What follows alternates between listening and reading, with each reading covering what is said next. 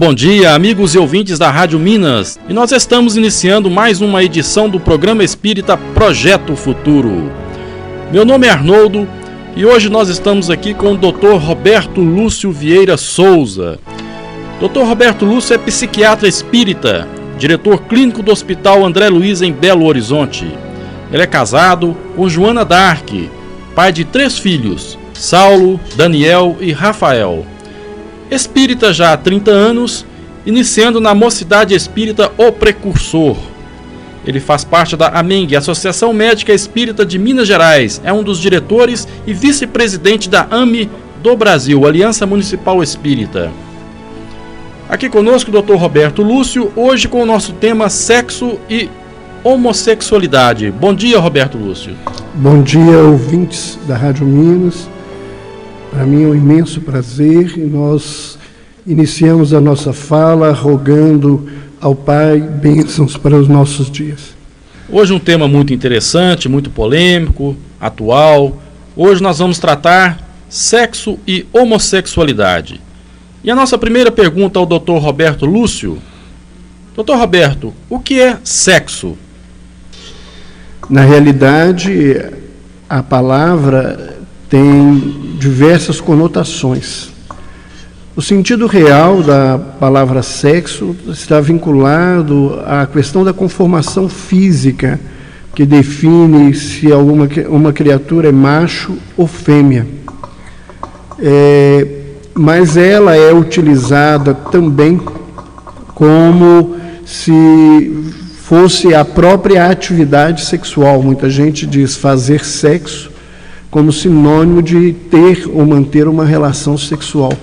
Mas a terminologia, no seu sentido primário, tem a ver com essa definição da conformação física, né? Onde nós temos o sexo masculino, o sexo feminino e algumas alterações anátomo-funcionais que fazem surgir os quadros de hermafroditismo, né? Onde uma criatura pode ter órgãos ou estruturas sexuais de ambos os sexos. E o que vem a ser a sexualidade? A sexualidade é a manifestação psicológica, a manifestação inclusive espiritual do indivíduo na sua expressão física. Então a sexualidade ela pode surgir de diversos modos, né? Você tem a heterossexualidade, quando a sexualidade é voltada para o sexo oposto. A homossexualidade, quando esse desejo e essa busca é voltada para o mesmo sexo. E nós temos aí a bissexualidade, onde as criaturas manifestam desejos e práticas sexuais, tanto hétero como homossexuais. Nós temos algumas criaturas que escolhem viver como eunucos ou no celibato, transferindo essa energia para uma outra área que não seja da expressão sexual propriamente dita. Dr. Roberto Lúcio, o que é a homossexualidade? A homossexualidade ela é definida pelo interesse, pelo desejo, pela busca da vivência sexual com uma predominância de um parceiro do mesmo sexo. Quando a gente fala predominância, porque há muitos homossexuais que, embora não tenham uma vida bissexual, eles têm interesses e desejos em algum período, por um curto período na vida, voltado ao sexo oposto. Mas o que define mais objetivamente é essa preponderância. Nós entendemos que a homossexualidade é esse desejo. E utilizamos da palavra homossexualismo quando falamos sobre o tema como uma prática. Porque há pessoas que têm o desejo, têm a sexualidade se expressando no campo da homossexualidade, mas que não vivem por uma escolha ética, moral ou até por algum tipo de repressão psicológica e social, não vivem esta prática no campo da sexualidade. Então, quando isto existe, nós usamos a expressão homossexualismo para diferenciar.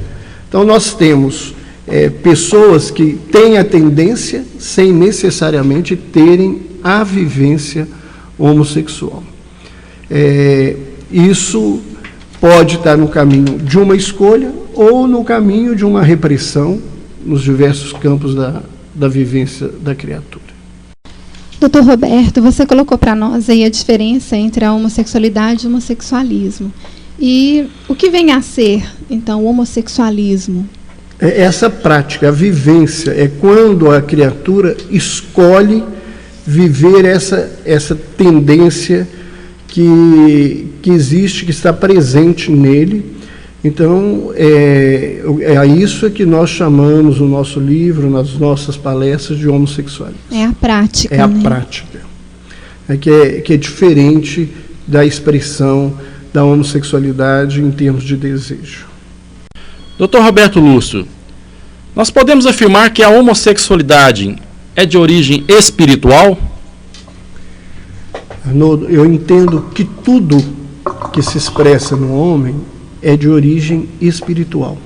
Muitas vezes as pessoas, dentro do movimento espírita, ao ouvirem isso, associam a questão da ação de espírito sobre a criatura, o que a gente chama de obsessão. Mas não é assim que a gente entende. O que nós entendemos é que esse desejo, essa vivência, ela tem a ver com a experiência do espírito no decorrer da sua caminhada. Muitas pessoas acreditam que a homossexualidade é uma expressão de ser vergonhice, de gente que não se compromete moralmente, e na prática, no trabalho, no dia a dia, dentro do consultório, com pessoas nessa vivência, a gente percebe que a grande maioria dos homossexuais, eles já apresentam essa tendência desde pequeninos, com 5, 6, 7 anos de idade, já havia esse interesse para o outro sexo, mostrando que essa expressividade, ela não tem a ver só com a vivência atual do indivíduo, ela está relacionada com a construção da própria prática no campo da sexualidade, da afetividade da criatura nas suas diversas encarnações.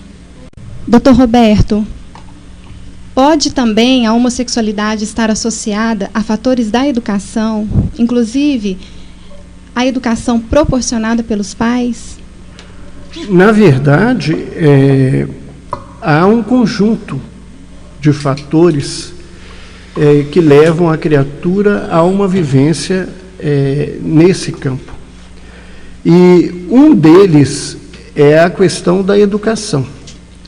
Nós temos na ação dos pais duas questões muito interessantes e muito marcantes. Uma delas é a própria educação. Quando o indivíduo ele se volta a criar o filho dentro do seu desejo. Ele queria ter uma filha, não teve uma filha, tem um filho homem e o educa nesse sentido, ou vice-versa. Eu acompanhei durante muitos anos uma paciente que a vivência sexual dela, o desejo sexual tinha muito a ver com isso. O pai era um fazendeiro, o sonho da vida era ter um herdeiro para cuidar da fazenda, tentou-se primeiro uma filha, segunda uma filha, terceira, quarta, quinta, sexta, e essa filha, que é a filha caçula, ela se transformou no filho. O comportamento dela, ela foi criada no meio dos peões, ela foi criada com laço, trabalhando com vaca, com cavalo, e foi criada para ser um homem. E dentro dessa perspectiva, A gente não entende que só isso faz uma pessoa ter uma vida, ela tinha uma prática homossexual. Então, auxiliada pelos seus próprios desejos, suas experiências anteriores, ela tomou uma atitude e se tornou uma homossexual feminina. Portanto, a educação dos pais pode sim influenciar na questão sexual do filho. É uma realidade. E tem ainda uma outra coisa, né, que nós não podemos nos esquecer, porque essa é ativa. Agora, a outra é aqueles pais, principalmente as mães, que durante a gravidez falam do seu imenso desejo que o filho que viesse, que queria era uma menina, e às vezes rejeitam o sexo do filho, né?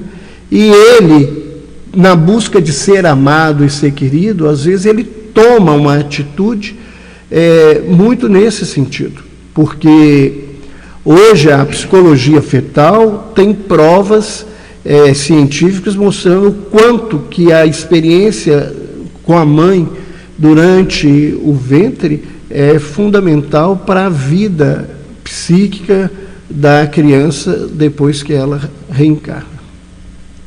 Dr. Roberto Lúcio, você falou da questão aí da educação dos filhos. Eu pergunto a você, como devem ser educados os filhos de forma a evitarem e corrigir os desvios relacionados à homossexualidade?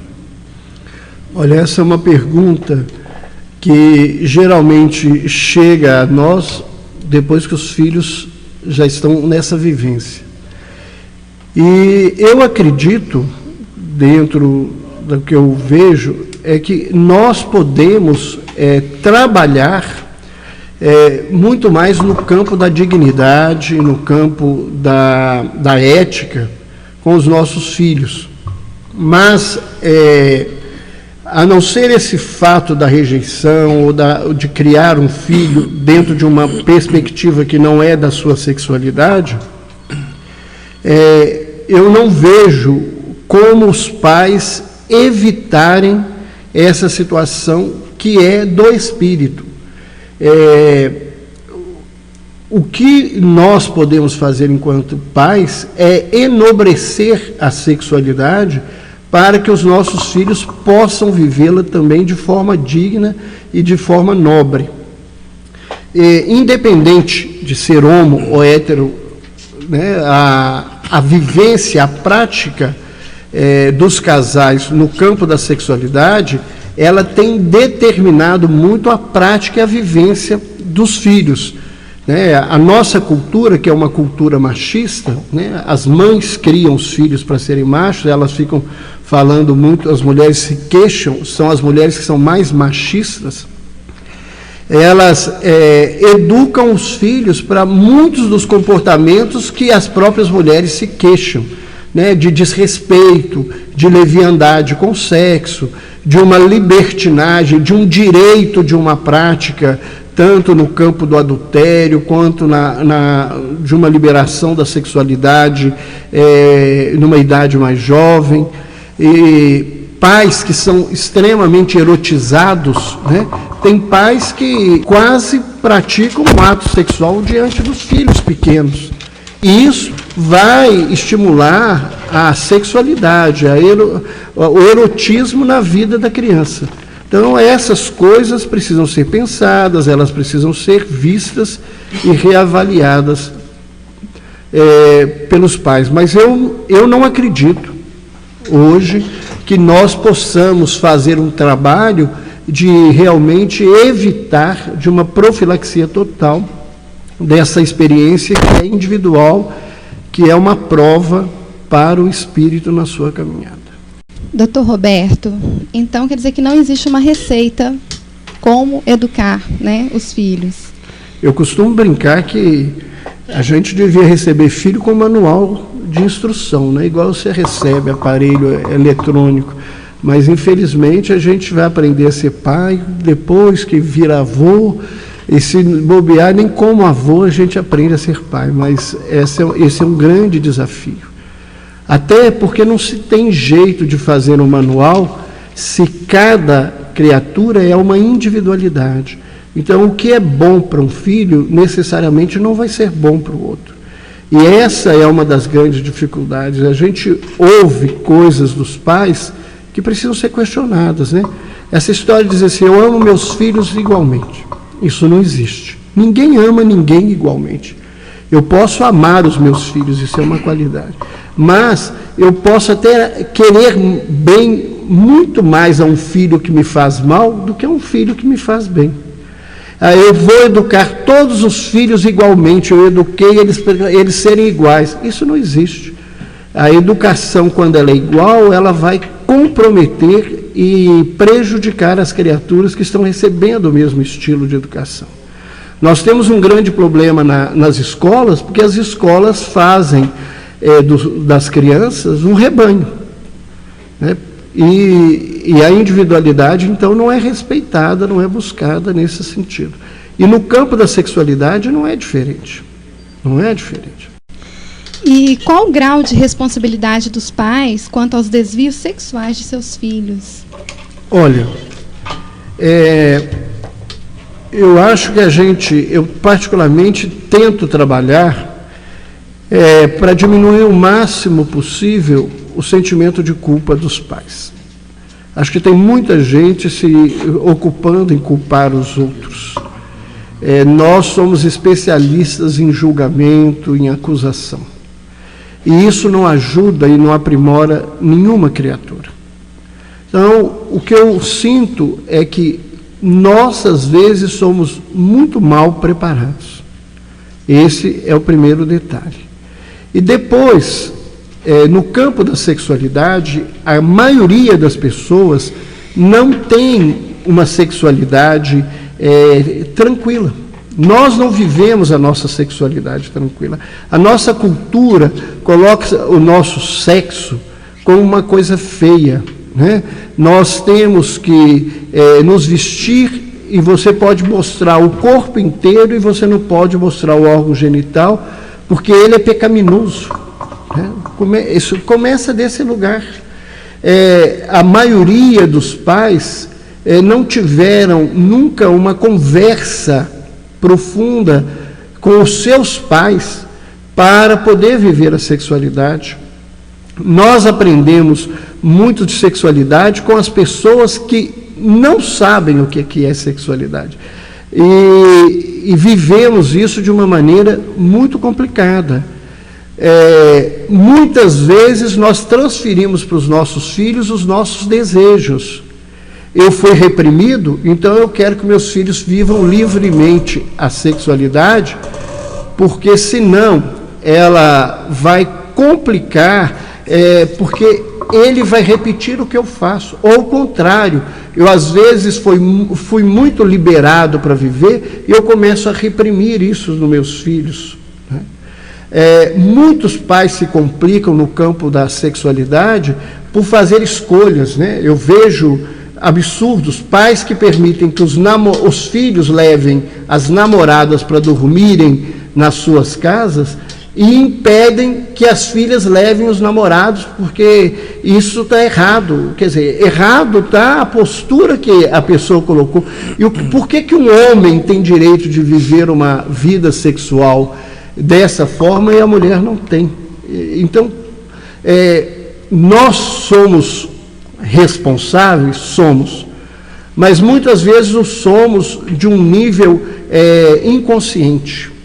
Eu costumo, ou melhor, eu me utilizo hoje de um princípio para a minha vida profissional e para a minha vida com as pessoas, a partir de uma fala de Jesus ao Pedro, que está anotada por Humberto de Campos no livro Boa Nova, em que ele diz que o homem do mundo é mais frágil do que perverso. E no campo da educação dos filhos, isso é uma realidade. Eu não vou fazer uma coisa esperando que eu vou fazer isso para o meu filho ser bandido. Eu vou fazer isso para o meu filho ser um adúltero, para o meu filho ser um irresponsável. Muitas vezes o fazemos, eles caem nesse lugar pela nossa fragilidade moral.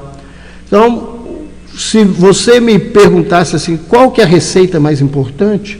É trabalhar a minha sexualidade. Porque se eu viver com a minha sexualidade bem, eu vou conseguir ajudar aqueles que estão vivendo com ela em dificuldade. A maioria, eu te diria, sem exagero nenhum, 98% da humanidade vive muito mal com a sua sexualidade. Porque a sexualidade, ela faz parte da essência do homem, né? Tem que ser vivida. Nós colocamos isso, nós não podemos esquecer que um dos maiores problemas que nós vivemos com a sexualidade é fruto da educação judaico-cristã. E nós não podemos nos esquecer que não é o Cristo que tem a ver com isso, mas é o cristianismo que foi estruturado a partir do ensinamento do Cristo, com toda essa estrutura judaica que reprime, né? Então eu falo que toda vez que você põe uma coisa e aperta na mão, ela vai sair entre os dedos. E a humanidade, ela passa, dentro dessa perspectiva, por ciclos. Uma hora pode tudo e uma hora não pode nada. E nós estamos vivendo, infelizmente, um momento onde se pode tudo. E assusta a gente esse tudo que anda acontecendo no campo da sexualidade.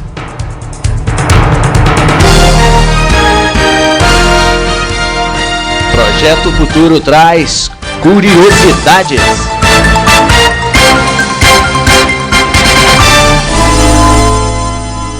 Você sabia? Monodeísmo vem do grego mono, mais ideia, mais ismo. Estado em que o psiquismo se acha dominado por uma ideia central. Fixação em uma única ideia. Inclusive o fenômeno da obsessão é oriundo desta monoideia. Uma forma de enclausulamento, impedindo até mesmo de se perceber da influência espiritual. Dr. Roberto Lúcio, o Emilson, do bairro Bela Vista, ele pergunta: qual é o mais importante, o sexo ou o amor? Nós temos que entender que, na verdade, a expressão amorosa é mais importante do que a expressão da vivência física, no sentido da busca evolutiva. Mas não podemos, de maneira nenhuma, denegrir o sexo, porque é através dele, é através da energia sexual que o homem vai, na sua caminhada evolutiva, adquirindo recursos para viver essa expressão que é o amor. Então, o espírito Carneiro de Campos, numa mensagem à Associação Médico Espírita de Minas Gerais, ele diz que a energia sexual pode ser considerada a segunda maior força do universo, só suplantada pelo amor do Criador, que é a força da expressão da criação. E que essa energia é dada à criatura para que o espírito, em sua caminhada evolutiva, possa aprender a amar. Então, nós sabemos que o amor é o nosso objetivo, mas numa das mais importantes perspectivas da vida física no nosso planeta, a sexualidade é uma possibilidade imensa de vivência para esse aprendizado de amor. Lembrando que sexualidade, ela não resume-se à prática da vida, do relacionamento sexual. A sexualidade, ela se expressa em diversos campos, né? A relação de um amigo com um outro amigo é uma relação onde a sexualidade se expressa de uma forma diferente. A maternidade é uma expressão da sexualidade no campo da cocriação. Então, nós temos aí expressões mais diferenciadas dessa sexualidade. Mais uma pergunta, doutor Roberto. O Cardoso, do bairro Bela Vista, ele faz a seguinte expressão: ser pai, ser mãe. Aí ele pergunta: não é para isto que o homem e a mulher vieram ao mundo? Eu acho que o nosso companheiro reduziu muito a nossa vida, né? Nós viemos no mundo para sermos gente e nós viemos no mundo para aprender a ser feliz. A oportunidade de ser pai e ser mãe é um dos instrumentos dessa situação. Se nós reduzirmos o nosso objetivo da vida nesse sentido, nós vamos estar impedindo que diversas criaturas que, por uma determinada opção ou por uma necessidade na sua caminhada, não se fizeram pais e mães, a estarem fadados a um fracasso no processo evolutivo. E dentro do que ele fala, eu fico questionando, ainda ele me traz uma pergunta meio complicada: o que é ser pai e ser mãe? A grande maioria das pessoas que estão aí são genitores. Eu tinha um paciente que, nas suas crises esquizofrênicas, ele virava e dizia para a mãe dele: você não é minha mãe, você é minha genitora, você me botou no mundo e não me amou. Né? E aí muitos de nós somos provedores e genitores, estamos longe de conhecer verdadeiramente a paternidade e a maternidade. Somos co-criadores, né? Dr. Roberto Lúcio, uma ouvinte, ela não quis se identificar e pergunta: sou homossexual, amo minha namorada e temos vida conjugal sem promiscuidade, sem abusos. Ela pergunta: ainda assim, há alguma consequência para o espírito em manter relações sexuais com pessoas do mesmo sexo? Olha, na verdade, qualquer experiência da vida tem consequências. Há uma fala que diz que tudo tem um preço. Que tipo de consequências que a pessoa vai viver vai depender de duas situações. Primeiro, da consciência. Porque Paulo fala claramente em uma das suas epístolas que aquele que não conhece a lei, o que faz é lei. Mas aquele que a conhece e a derroga será punido pela própria lei. Então, antes de tudo, é a minha consciência. Se o que eu faço na minha consciência está tranquila, é um caminho. O segundo fator se encontra na minha intenção. O que eu estou buscando? O que eu estou fazendo nesse campo? Julgar as pessoas, dizerem que elas estão certas e erradas, é um caminho que nós, os religiosos, e nós, os que trabalhamos no campo do psiquismo humano, estamos fazendo há séculos. E eu posso dizer que isso não tem dado um resultado positivo. Então, nós precisamos entender que a escolha e a situação que a pessoa vive vai depender dela própria. Eu devolveria à companheira que, se ela acredita realmente que ela vive um relacionamento onde se busca dignidade e abuso, eu perguntaria: o que eu posso dizer de alguém que vive uma relação digna e sem abuso? Doutor Roberto, eu tenho uma pergunta até muito difícil aqui para você. É de uma ouvinte que não quis se identificar. Ela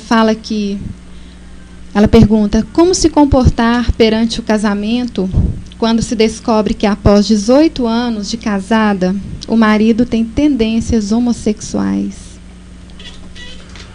Olha, tem que se pensar, ele tem tendências ou ele tem vida homossexual? Ela disse que ele tem tendências. Porque há uma diferença muito grande. Né? Eu conheço muitos homens que têm tendências homossexuais e optaram por viver uma vida heterossexual. Se isso é bom ou ruim, é uma escolha que, é como eu digo, eu acho que isso não somos nós que temos que fazer um manual, as pessoas que têm que buscar um caminho. Eu acho que é um caminho difícil, muito difícil. Eu acho que homossexuais que optam por uma vida heterossexual, eles têm que pensar no que eles estão fazendo, porque eles estão se comprometendo com alguém, e essa prática que se constitui numa vida adúltera, ela está machucando uma outra pessoa. E nós não temos direito a isso. E isso é muito mais complicado quando se tem filhos, porque filhos que descobrem que o pai ou a mãe são homossexuais, geralmente eles entram em processos psicológicos complicados. Agora, ela, quando nos pergunta o que fazer, ela tem que perguntar qual é o sentimento que ela tem por essa criatura. Se ela consegue viver essa relação. Se ela aceita. Porque nós não somos obrigados. O Livro dos Espíritos fala claramente que a indissolubilidade do casamento absoluta é uma lei humana, não é uma lei divina. Então, se ela não consegue viver essa situação, é de direito dela, né? Na verdade, o adultério já se fez, né? Há uma fala, inclusive, do Cristo, que ia ser dos motivos que a gente pode estar desfazendo esse tipo de relação. Lembrando que adultério não é só traição no campo sexual, né? Todas as traições que a gente pode fazer é um casamento, né? Eu prometo um monte de coisa e depois não vivo nada daquilo. Tudo isso são formas de viver adultério. O Dr. Roberto Lúcio, nós temos uma pergunta aqui do Dr. Francisco Gonçalves, que é um médico espírita muito conhecido aqui na cidade, e ele pergunta, ele é ginecologista e obstetra, ele pergunta, e quando a criança nasce com intersexo? Certamente, eu poderia dizer ao colega que isso é uma expiação. O que é que nós entendemos por expiação, já que nós estamos falando para um público que necessariamente não é espírita?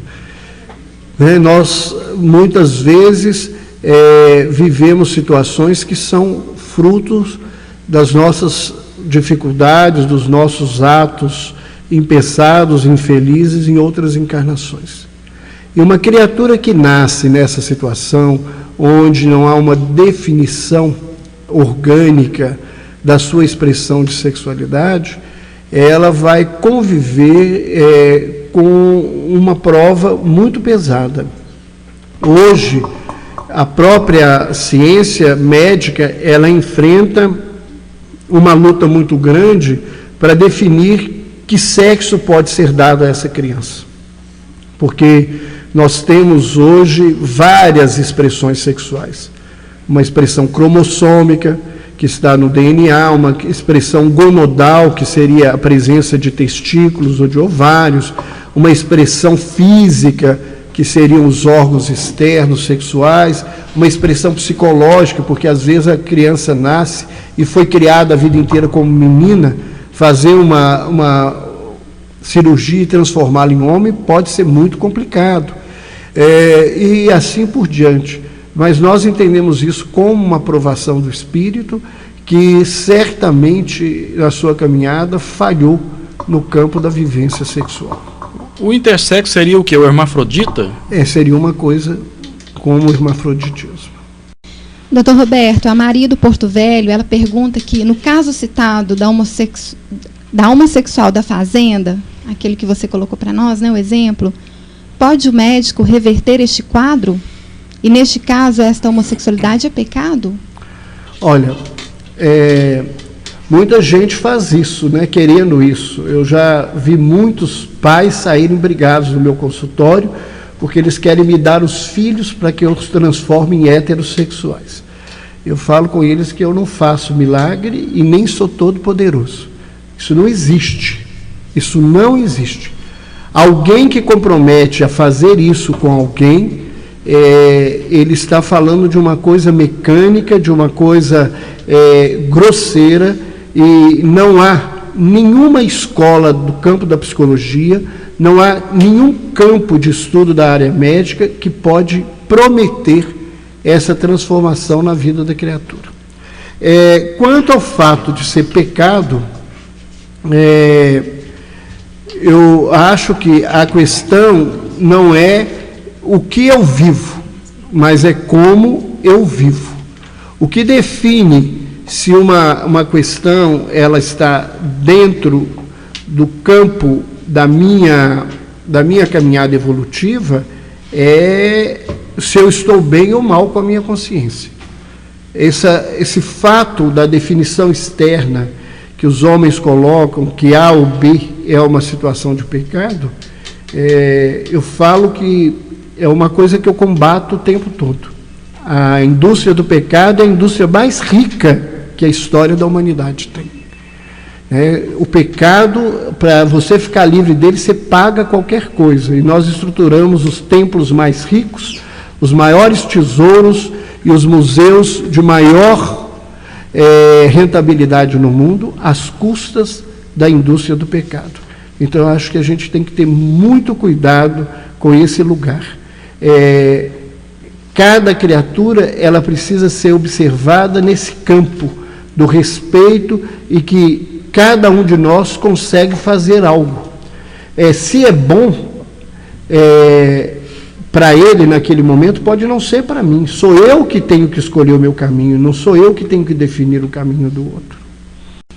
Dr. Roberto Lúcio, um ouvinte não quis se identificar, ela pergunta: qual a diferença entre transar e fazer amor? Primeiro que a expressão fazer amor é extremamente inadequada, né? Esse povo criou uma banalização do amor. Há um escritor americano que chama, o nome dele, o sobrenome é Barthes. Ele diz que depois do eu te amo, qualquer eu te amo depois é uma banalidade e não tem significado nenhum. Então, eu diria que há duas formas diferentes de vivenciação. Uma delas, que é o que chama transar, eu diria que transar é como você sentar a uma mesa, encher o prato de comida e colocar aquilo no estômago e não perceber. Depois, se alguém te perguntar o que você comeu, você não sabe nem de que se alimentou. E a vivência sexual, no sentido nobre, é quando a gente faz aquilo que Yorubino diz que é viver realmente o ato que você faz. Então, é viver a relação sexual dentro do objetivo, do caminho, não só de buscar o seu prazer, mas de dar o prazer ao outro, passando do ato, né, só do orgasmo, mas no campo da afetividade. No campo da afetividade.